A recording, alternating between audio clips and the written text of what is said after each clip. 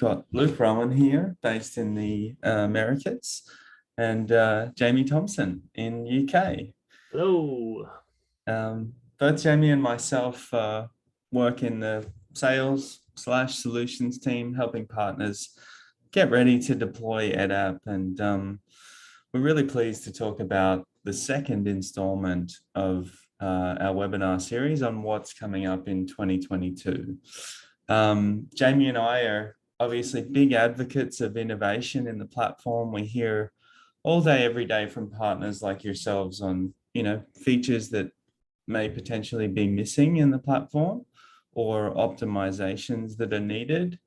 And today, a few of the features that we're going to talk about are exactly that. So you'll see here that this is actually a part 2. So if you didn't join us 2 weeks ago for part 1, we covered off some really amazing features for which we have a recording of that webinar on YouTube.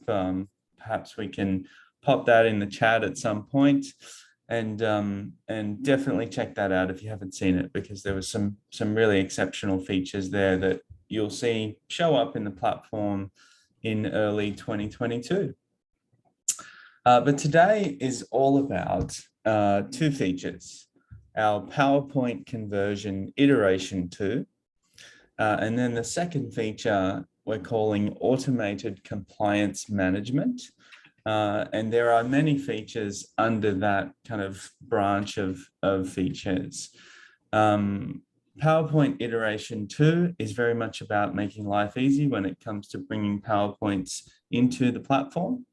And compliance management is all of the features and configurations that you need to be able to launch your learning programs and really be as hands-off as possible when it comes to assigning content and having that content reissued when the time comes. There's a lot to unpack there, but we can get into it in a minute.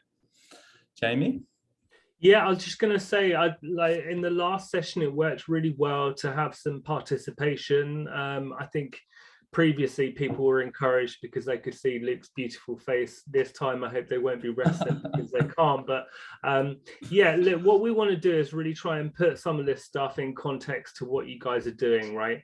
And so that relies on you giving us some input around your industry, what you guys are focused on, and then when you see some of these features pop up, we'd love to hear if you have any kind of use case ideas as well about how you might like to use these new capabilities and tools. So just to start off, like at the bottom, you're going to see a menu, and there's a Q&A and a chat button. The chat, please, if you can share a bit about your industry or anything relevant that helps us to focus the use cases, jump in there and share it. The Q&A, if you pop your questions in there, we've got Bobby on the call as well. Between us, we're going to try and answer your questions either in writing or actually through the webinar. And then we'll obviously keep a record of that. And if anyone has anything that you need us to come back to, then we'll be sure to follow up. So yeah, just make sure you're talking to us. We prefer it not to be entirely one-way traffic, I think. Brilliant. Okay, let's get into PowerPoint conversion iteration 2. Those of you that know the platform and looking at the title here would assume that there is an iteration 1 which is already available in the platform. The iteration 1 version of this feature was released, I guess, close to 12 months ago. In my eyes, I think it is already an exceptional feature. But over the course of the last 12 months, we've heard a great deal of feedback from organizations who use it often. And essentially, the fundamentals of the feature are there. Currently, it's in a beta phase. But what partners are looking for is more automation when it comes to uploading a PowerPoint and seeing a finished product in really a matter of minutes. So today we're going to talk about iteration 1 to kind of set the stage for anyone that hasn't seen it, and then talk about the optimizations that will flow on from that with our new release here. But firstly, why PowerPoint and why focus on this feature?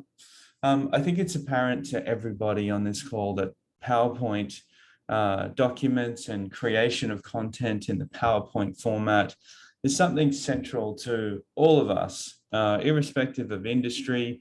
Even at EdApp, we use PowerPoints internally. We create them for internal presentations, and these sorts of trainings are being so common, that presents a really fantastic opportunity to easily allow you to bring them into the tool. So that's our ambition here. Beyond that, obviously, when you deliver PowerPoint as a standalone approach to training, there are a lot of gaps. Obviously, a PowerPoint isn't trackable if you're delivering it in a face-to-face setting, or if you're sending the PowerPoint out via email to send off some communication on a certain topic. There are no assessments or engagements in the content. It's all just simply broadcasting information. So by bringing this content into EdApp, obviously you leverage the full capabilities of an LMS and even present it in a very modern and mobile first format as well. Typically, PowerPoints can cover any sort of topic, but typically we see them having customers having large catalogs of PowerPoints when it comes to internal standard operating procedures, for example, the how-to in anyone's day-to-day business operations. Or it might be your policy document. So instead of having an LMS that delivers sexual harassment training on an annual basis, for example, many organizations simply have that information in a PowerPoint document that's shared with teams every year, for example. The third point here is talking about the addition of microlearning, or the opportunity to create microlearning as a complement to face-to-face sessions where PowerPoints are used. And this is something I think is a little bit different from the first point. Here we're talking about microlearning not replacing the PowerPoint, but simply taking that content that's currently being delivered in a more traditional format and delivering a microlearning add-on to that program to be able to deliver asynchronous training and assessment after a session, for example. Anything to add there, Jamie? No, look, I mean, I think you've nailed it, right? I think it's just about, I guess EdApp allows you to kind of move at different speeds. So for those of you who, kind of want to take the time to create really dynamic, engaging, interactive learning, we definitely have the tools with our template-based system to enable you to do that very quickly and at scale. But if you need to move even more quickly, or you're perhaps overwhelmed at the amount of source material that you need to work through, this is definitely a super effective way of kind of accelerating all of that even further. So I just think it adds even more dynamism to our proposition and kind of takes us a step further in terms of being able to give L&D and training and health and safety and compliance operations that agility that's just really so important today for competitive organizations. Wonderful. Anything on the chat, Jamie, before we get into the demo? Yeah, I think just everyone's really, thank you very much for your contributions here. Again, like a really diverse audience. We've got facility services here. We've got financial education. We've got supply chain industry. We've got power generation. We've got quality assurance and life sciences. And I think, again, as before, really, it's just so interesting to see the diversity of organizations that lean into EdApp and use it to train their people And I'm really hopeful, I think, given some of the focus here of what we're seeing, that when we get to the stage where we're talking about recertification and things like that, you guys are going to get pretty excited about this, because it's going to definitely make your lives a lot easier. So yeah, I think Awesome. probably don't want to jump ahead, but yeah, exciting discussions to be had further down the line. You're champing at the bit, Jamie. I love it. I love it. Let's get into the demo of iteration 1, and then we'll talk about the optimizations that are to come. So right now, what you see on my screen is the EdApp admin experience. This is where you manage all of your content. You're managing your audience and creating user group segments, setting up great features like leaderboards and achievements, viewing analytics, for example. This is where it all happens behind the scenes. So to demonstrate PowerPoint iteration 1, you just simply go up to the top here. And I'm keen to point this out because our optimizations and the experience for iteration 2 has a very similar starting point with regard to uploading your document. So this is a great way to set the stage. So you can see here 2 options. This second option here, immediate conversion. This is our PowerPoint converter. And then we have a simple form to upload your document and specify a title for that material. So let me just grab one here from my desktop. I'm just going to bring in this PowerPoint. Just 1 second. I'll drag that one in. I'll give it a title. Safety 101 and safe lifting is the topics, are the topics of this PowerPoint. I'll let that upload in the background, but whilst that does that, I'm just going to show you the original file here. This is a very simple PowerPoint document, information around safe lifting. Obviously, your PowerPoints will be quite a bit longer than this, but this is a great example of the type of content that traditionally goes into a PowerPoint: title text, imagery, bullet points, step-by-steps with supporting graphics. And on this third slide, an actual call out to the audience to answer a question, which if you're in a room with other team members, potentially you're just putting this out to the group to answer. So really simple PowerPoint, but typical of what you might be adding into your own material. But I'm sure your design skills are a lot better than this mock one that we've put together here. Let's just go back to the tool. Okay, the file is now uploaded. We've added a title and a of the course and the lesson. So we'll submit that one. So what this feature is currently doing is scanning the document for all of the text and imagery and placing that into the EdApp format and selecting slides for those.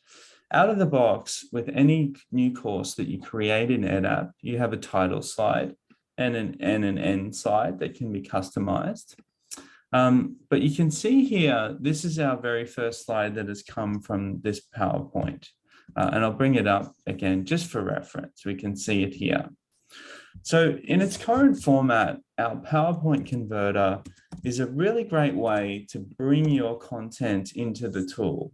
And if you know quite a bit about authoring in EdApp, you'll see, I want to just show you in a second how you can take that raw document and turn it into something that really looks quite good. But when we talk about the optimizations to this feature, our ambition is really to kind of bridge the gap here between you uploading the tool and needing to have a bit of knowledge around authoring to a point where you just simply upload it, click a few buttons, and you're very much further down the road. But let me just show you a little bit about authoring and changing up this content to make it look like really great microlearning. So what I'm doing here is I just reformatted some of this text to make it look a little bit more like a title. Obviously, with any sort of graphics and text that you upload to EdApp, there are many different configurations to allow the learner to zoom, for example, or to pan, or different configurations depending upon the content. Because we have a title slide that's come from our PowerPoint, I'll just delete this one. And then the next slide here is if I go back to our PowerPoint, this kind of bullet pointed steps to how to perform a safe lift. So if I make some simple adjustments here, I'll just bring the title up to the top here. I might just bring this first graphic to the top because it is our very first step here. Step 1, plan the lift, and I'll bring that one to the top. And I'll delete this particular bit of text here. I'll bring this second bit of text to the top. So you can see here on the left on the preview, the content starting to take shape in this previewer. With, obviously there is very little input from my side going on to do this, but you need to know your way around the tool in order to bring this to life. The second thing that I'm going to do here is go over to our assessment template. So in this template, we've got a title, we've got the image, etc., but there's no interaction. There's no actual assessment being presented to the learner. It's just information on screen. So what we would want to do, and typically when you're using this feature, is to take some of those content slides and turn them into assessments. And the way to do that is to go to our template library here, select from the multiple choice category, and you would select a multiple choice question, as you can see here. So the interaction is, as we see, dragging the text into its respective bucket. So if I go back to this previous slide, I can grab the text that was uploaded. You should lift with your back, obviously false. And I can bring that into our template here. Drop it in. Obviously, this answer is false. And therefore, if I drag this statement into the bucket, we then have our interaction. The learner is challenged, and all importantly, the learner's response is captured. So we can see whether in the analytics, whether they understood the topic at hand here. Great, so I'll delete this slide here, this one. 1 second. Our scrolling media. So now we've got a title slide, we've got an introduction to the content, and we've got an assessment slide. One of the other things that I want to show you in terms of bringing in further content is bringing in video.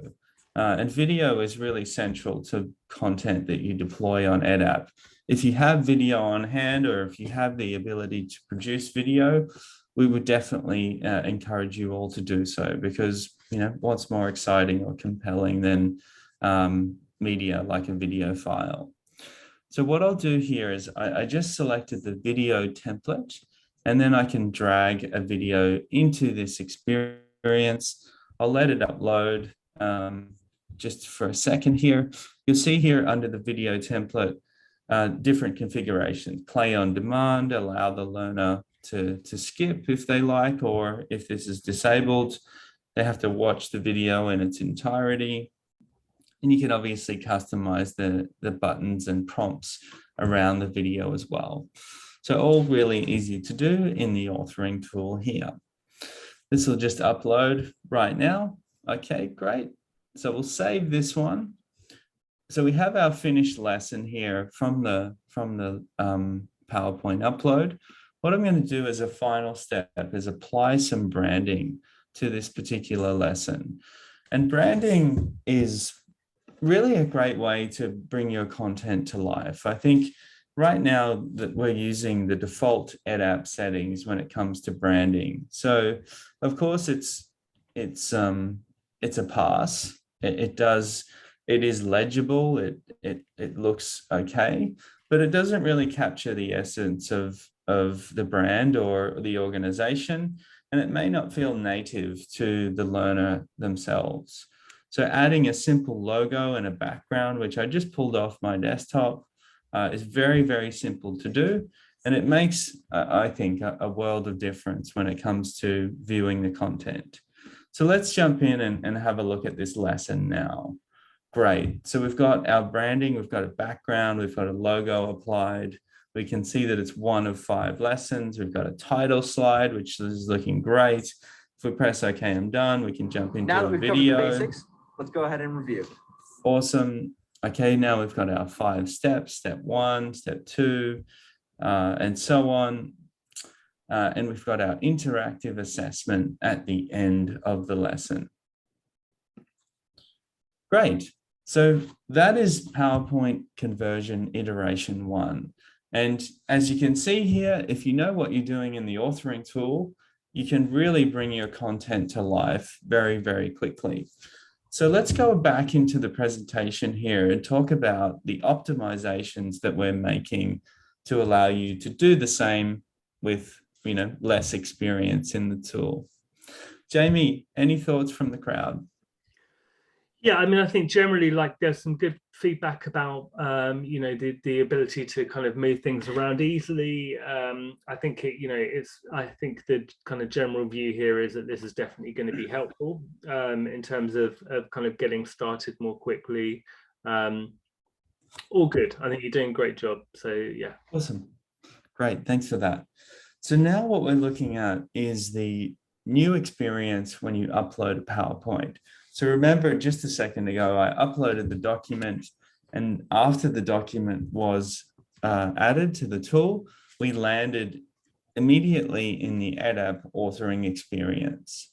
So what we have, which is new, and I just have a little video here of the prototype that we've built, is an intermediary phase where you can make very simple optimizations to the content before it goes into our fully fledged authoring environment. And understanding in our authoring tool, let me just go back again, start that one. In our authoring environment, there's 100 different templates to choose from. So unless you've got a bit of savviness to the tool, it does take a little bit of time to get to know everything. This environment is much more simple. So on the left-hand side of the screen here, we have our different slides of the PowerPoint that were uploaded, just like on the other side of the screen, but managed here on the left. The ability to add new slides and interactions, which we can get to in a second. The other important thing here is that previously with our PowerPoint upload, all of the content of the PowerPoint was going into a single lesson. And typically, that sort of experience is not optimal, because if you have a PowerPoint document of 20 slides, then thinking about micro-learning best practice, that amount of content might be a bit long for a micro lesson. Whereas with the new functionality, we have the ability to set up multiple lessons from a single upload, which I think is a great addition. In the center of the screen, we've got the preview showing what has been uploaded. And then here on the right-hand side is where the real enhancements are happening. We're offering the ability to select through different templates available after the content has been uploaded. So you would have seen a second ago me manually jumping into the content and saying, okay, well, this title slide looks good, so we'll stick with what has been chosen out of the box. But for a couple of the slides, I selected alternative templates to use to present that content. So here what we're doing is showing you a window of different templates that are suitable for your content, and you can pick and choose between them, which is great. Sorry, before I get to that part, we just have a little part of the video here talking about branding. As you saw at the end of my presentation, I brought in branding outside of the configuration of the initial setup. What we're doing is bringing it into this flow so that you can easily add your logo and background at the beginning of the process, which will allow you to be a little bit more informed when you're selecting the templates, because that design aesthetic is definitely important when it comes to selecting different ways of presenting content. So we'll upload a background there. You can see they're selecting a different template. So we have an original format. Okay, I know I prefer this visual here. The other thing to pay attention to is in the bottom right-hand side corner of the screen, is the original PowerPoint slide. And in some cases, the original slide is actually appropriate. If you have, for example, an arrangement like we see in the bottom right, where it is just simple information and you have a title and some imagery, potentially you just want to take the slide out of the box for certain slides within your presentation. And you can absolutely do that with this new functionality. Just grab the original, select it, and play it. Awesome. So on the left here, we're kind of panning through other slides. This is us selecting that original, or we can go with an adjusted version. And then here, this pop-up refers to the assessment templates. So you saw that I added in an assessment. This here is just a simple rearrangement of those assessment templates into this flow. What it's doing importantly is just stripping out some of the more advanced templates. So instead of looking at 100 templates, it's just categorizing it a little bit more easily so that you can find the right interactions for in the early stages of your development, like a multiple choice here. Great, so you can see here I'm adding additional lessons on the left-hand side and arranging the content within that. As I said before, that's a key part of what we're working on. Adding assessments to those new lessons, for example, and that brings us to the end of the video. So a very short kind of snippet of what we're focusing on, but hopefully this gives everybody a flavor as to where we're taking this feature. And as I've said a couple of times, really we believe that the fundamentals of this feature are already there. It's just about making things far more easy for you to manage when it comes to that initial conversion. Awesome. So I think that wraps up PowerPoint conversion 2. Jamie, any thoughts there before we jump on to the next topic? Yeah, again, just like a few comments just to say that it looks really good. And I think, obviously it still needs to shape up a bit. So it's tricky. I appreciate, Luke, you did a good job of walking through the video. But, just to reiterate here, right, this is about making it even easier for you to build dynamic, high quality content that you're going to be proud of to distribute, and ultimately it's going to help you to deliver on your training objective, whatever that is, around improving productivity, improving safety, reducing time to close the sales, whatever your objective here is. We're just making it easier and easier for you to build. I had an interesting comment from Lucy, and she was asking about whether there was any opportunity maybe for the actual templates themselves to be updated in the future. I think just a kind of general point there is we obviously have been at this for a while, and I think the template gallery that we have really represents the large majority of the needs of our customers. However, we are really receptive in all ways, but I mean, we're really receptive to new ideas. So if you do find that there's a particular format of template that you would like, and frustratingly it's not there, like, feel free to contact us, hit us on live chat, or hit whoever your contact is and just message them, because we're always keen to expand and explore. These are kind of big iterations that we're talking about now around kind of, fundamentally changing the way that you author, or the management of face-to-face training or recertification. But that doesn't mean that we don't sweat the small stuff. So yeah, just, stay in contact with us and share any ideas you've got, because we always welcome them. Awesome. Thanks for that, Jamie. Yep, definitely that template library is growing all the time. So give us your feedback. Yeah. Awesome. So the next topic we're talking about is our compliance management features. We chewed up quite a bit of time with the PowerPoint conversion iteration 2, but let's jump into this material because it is equally or even more important for many customers.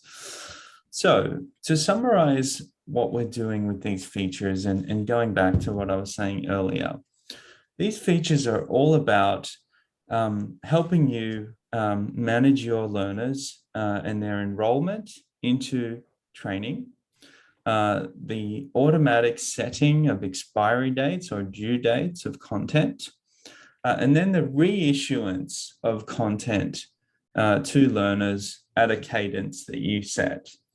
The most obvious example and required use case here is onboarding new staff. Obviously, new staff will join your organization all the time, for many organizations every week. And you will have a specific program of learning that you want to deliver out to this audience. And it is tailored to when they first join. For example, when I joined EdApp, obviously we have a series of material that needs to be completed within the first month of joining the business. And that may be the fundamentals of compliance, for example.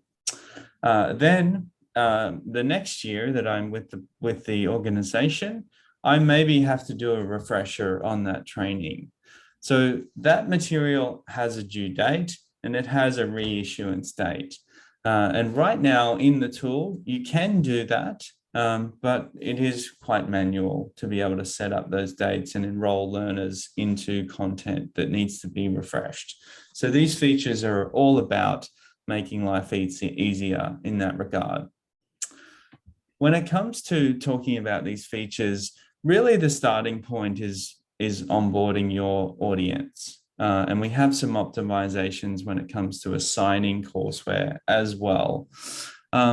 So first and foremost, when onboarding learners, there are really two routes. You can use EdApp's out-of-the-box functions for onboarding your learners, and you can manually enroll them into different groups. So you can see here in the visual on the left, different user groups, different hierarchies. We've got, in this case, different regions in the Australian market. And we've got subgroups within those regions. Potentially, you've got the entire business on EdApp, and you've got different divisions in different regions. So what I'll show you a second in our prototype is the ability to enroll learners manually into those groups, but now in a much easier format.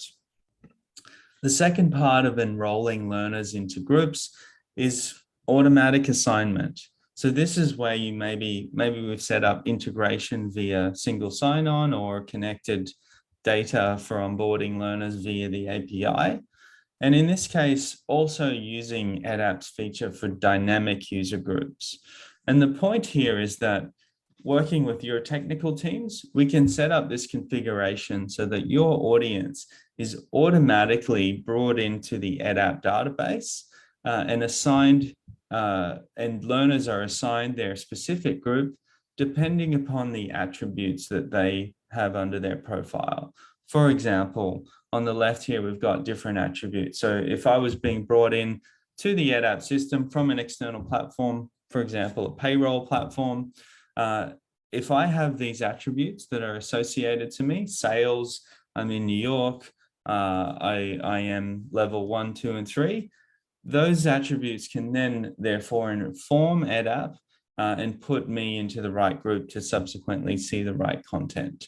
So there's two different routes there when it comes to onboarding learners and getting them into the right group to start the program off. So I think a first step when it comes to talking about the next part of the feature, which is all about due dates and annual refreshers. So what I'll show you in a second is the ability to, once a learner is enrolled, to actually go into the configurations of a course and firstly set due dates. So defining when the content needs to be completed and alerting the learner to that. The second part of it is scheduling reminders to the learner to inform them when content is due so they can stay on top of it and make sure those completion rates are high. And then the third point here, being able to set an expiry date so that when that course is due in the future, when the initial period for that first course is up, the second version of that course can be delivered to the audience. And a typical example there, as I was saying earlier, if we have, for example, a course, Hard Hat Safety 2021, that needs to be completed by the end of this month, for example, your audience go through that content, they complete that material, they register their results, but we know that content needs to be completed at the same period of time next year.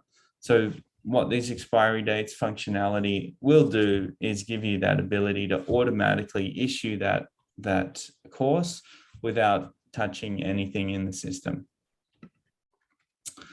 Going on to notifications. Right now in the tool, we have a great deal of notifications to alert learners when new content is available. Right now, you can send push notifications. You can send email notifications with our rapid refresh feature. So this first bullet point is very much covered when it comes to learner notifications. What we don't have at this stage are reminders when content is due. And playing into the previous slide, when you're setting due dates, the ability to send notifications when the due date is a few days out, for example, or when the content is expiring is really pivotal. So this is part of the new set of features as well. The other set of notifications that is really key here actually belongs to the admins of the program. So we've heard from partners that you want the ability to alert your managers about their audience and their status of completion. So you want to basically see who is overdue, who is expired, who's in compliance, and who isn't. So the team are working on manager exception reporting, which will give you the ability to send your managers a weekly report with an assessment of who in their team has completed and who hasn't completed the content relative to the dates that you configure. And the final note here, obviously, if everybody's on track, then there's no need to send that alert out to managers. From there, obviously, when your managers are informed of learners that may be close to the date of expiry or due date, they need to be able to take action. And of course, they could just simply take that information, jump on the corporate email and fire out a couple of emails to team members and say, hey guys, this is due, make sure you stay on top of it. Or if you're in a manufacturing setting, maybe you call in those team members into a toolbox talk and say, make sure that they get onto the content. What you can also do is leverage EdApp's feature called Actionable Reports, which is actually a feature that's live in the tool right now. But it's a really great add-on to, the manager report is a really great add-on to Actionable Reports. Actionable Reports gives you the ability to segment your audiences that are in your account by their completion. For example, one of the reports, like you can see on screen here, is show me users that have not reached 100% completion of this specific course. And then from there, you can send them either a push notification or an email with a custom message to follow up.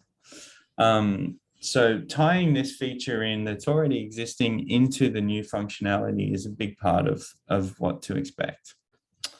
The final piece of these optimizations actually comes down to proof of compliance. And if you joined our previous webinar on credentials, you may have seen that we are also investing a lot of energy around other features in this regard. But specifically on this slide, what we're talking about is when you have certificates that are assigned to courses for completion, we've heard from partners that you want an easy way to download those certificates in bulk to your desktop to then be able to share them with parties internally and externally. So that's what we're also working on. Awesome. So hopefully that's set the stage for all of the different elements that we're working on as part of automated compliance management. Let's show you in a bit of a prototype how we're going to approach it. Great. So hopefully everybody sees my screen here, and I'll just click on this first window here. So per our first slide under this topic, the first optimization comes to enrolling learners into training material. And if you're not relying on integration to do that automatically, you would basically use our EdApps features for user group enrollment. Right now on screen, we have a mock-up of a course. So you have a title and micro lessons, for example, all of the configurations when you're adding learners, previewing content, exporting for legal teams, for example. But this function here, enrolling users, is what is new. So right now, these features do exist in the platform, but this is very much an optimization to enrolling learners manually. So in the future iteration, there will be two options: enrolling learners individually or assigning user groups. I'll come back to this in assigning users individually. I'll just click here. So this is that view that we were just looking at in the screenshot a second ago. So right now in the tool, if you want to assign multiple user groups to a single course, what you would do is basically go through a list of user groups and add them individually, or you can add a parent group. For example, you could add all users and then everyone in the organization accesses that course. Or you could add New South Wales and everybody in that group, including the children group, would be added as well. But admittedly, we agree that the current experience, when you've got many user groups, is not that easy to use. So we're hoping what we're doing here is just make life easier in that regard. So let's go through it. Let's add in New South Wales management. Obviously, the course title before was all about managerial skills. We want to add the management group from Victoria as well. So we'll grab that team and Queensland as well. Let's just go down here and add these guys. Then we would update that management, save their progress, and then those teams are directly enrolled into that course. So very simple optimization here, more about improving the experience for admins when it comes to enrolling users rather than a user-focused feature. Awesome. The second part of this is enrolling learners individually. This is really key. As you saw before, to date, enrolling staff members into a program is really associated to admins having to enroll learners on a user group level. So a learner needs to be part of a group to then enroll that group into a course, but it doesn't satisfy the requirement where you've got team members that ad hoc express interest in certain courseware. For example, perhaps someone in the manufacturing team that isn't part of the management group expresses interest to skill up in this area. So what we're delivering here is the ability for you to be able to assign individuals access to courseware, which I think is a really brilliant optimization to the way that you do things. Again, this is already available in the tool, but it is just more, the process of doing so is not as seamless as what we're proposing here. Okay, let's move on to the next one. And this is in many ways the kind of core of these new features. This is where we're assigning due dates and relative dates depending upon learners joining the program. So hopefully everyone sees the build again. Let's jump into it. So it starts with a course level. So any course that you've configured in your account.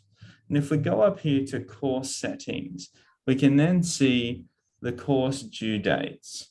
So all importantly here, the first step is to set a due date. So if we jump up here and we just set a specific number of days, and you can see here, if I just hover over this little info button, this is setting a relative date for the course to be due relative to when the learner first logs in.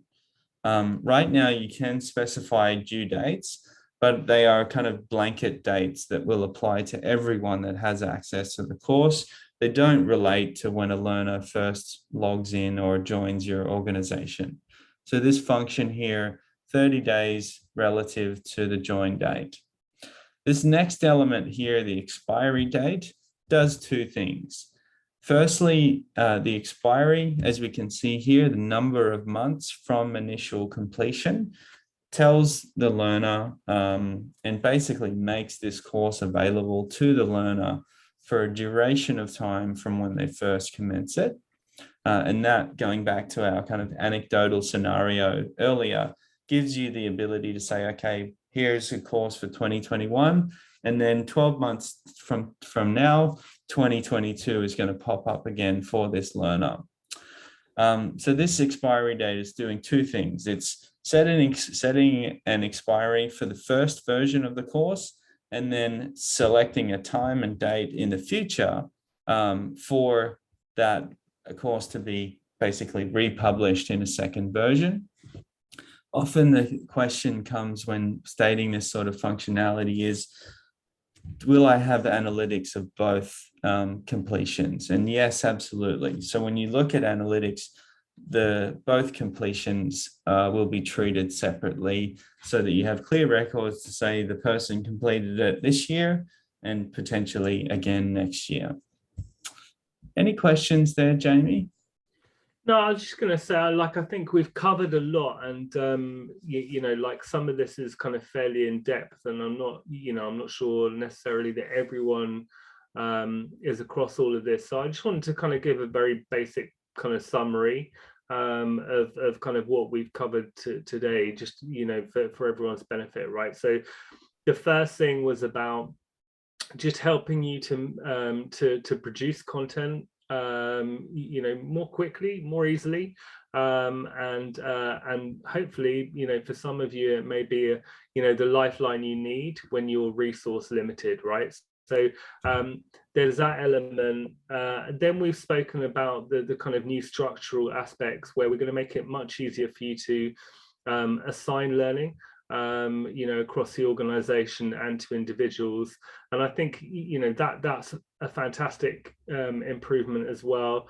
It's been noted that that's definitely going to help, especially when it comes to kind of individual assignment. And then that last piece there, it's going to be so helpful. Like, again, when I go back to that chat right at the start and I look at the different organizations that are being represented here, it really looks like the majority are going to be working in kind of organizations where they have to be compliant. They're going to be subject to legislation. Some of them are going to be in safety critical, high consequence environments. Others are going to be regulated, for example, in financial services and energy. And the commonality there is that recertification, whether you're talking about anti-money laundering or health and safety aspects, that there's a whole admin process that sits behind that, and this is going to automate all of that for you, right? So it becomes really set and forget. And not only that, but we're going to have these automated triggers so managers are aware. They don't need to take necessarily those steps, those proactive steps to check how their team are going, because the system is going to let them know about who's falling behind, who needs to do what when, and that kind of relative aspect, instead of it being a specific date and time, is going to be really helpful as well. Because if you're onboarding people over the course of the year and you want to avoid that massive bottleneck of, for example, everyone doing their compliance training within the same period of time, this is going to help to kind of smooth all of that out for you. So these are really big steps ahead for us. Together with things like kind of group training and observations and the updated certificates, that I'm just super excited about 2022 and all the steps that we're making just to make your lives a lot easier. So yeah, that was really just my thoughts. I thought I'd give a summary because obviously there's been a lot to cover on this session. Excellent. Brilliant. Thanks for that, Jamie. Bringing it back to practical is always great. We like to show what's under the hood and hopefully give everyone a bit of a window as to how we're approaching these things. But at the end of the day, it has to make sense in terms of the day-to-day business operations. Definitely. And there was a question about kind of when these things will land. I think, we don't have a specific date, but the fact that we're talking about it means that it's imminent. So many of these features, as Luke's already shown you, are kind of in advanced levels of testing. We are, as a business, kind of rightfully cautious about ensuring that we don't launch anything until we know that it works, and it's not going to break anything. But yeah, I think we would expect, certainly in the next 1 to 2 months maybe, that these things are going to be in your hand and ready for you to start working with. Excellent. Just looking through the questions here, it looks like we've answered many of them just in text on the chat. So thank you for that. Cool. Alrighty, so just wrapping things up here. Obviously, feel free to reach out to Jamie or myself if you want to get in contact about starting a program or getting a little bit closer to these new functionalities. Happy to kind of talk through any questions that you have directly. But perhaps we could leave it there and let everyone get on with their day. Yeah, and just to to add to here, for anyone who's an iAuditor safety culture customer, feel free to reach out to your contacts as well. Those guys are across all of this, and we'll be able to competently and confidently talk to you about the feature releases and help you to figure out your use case and apply it. So if you're in contact with EdApp directly, great, hit one of us, but otherwise please feel free to contact whoever you're talking to about EdApp, and they'll be there to help you.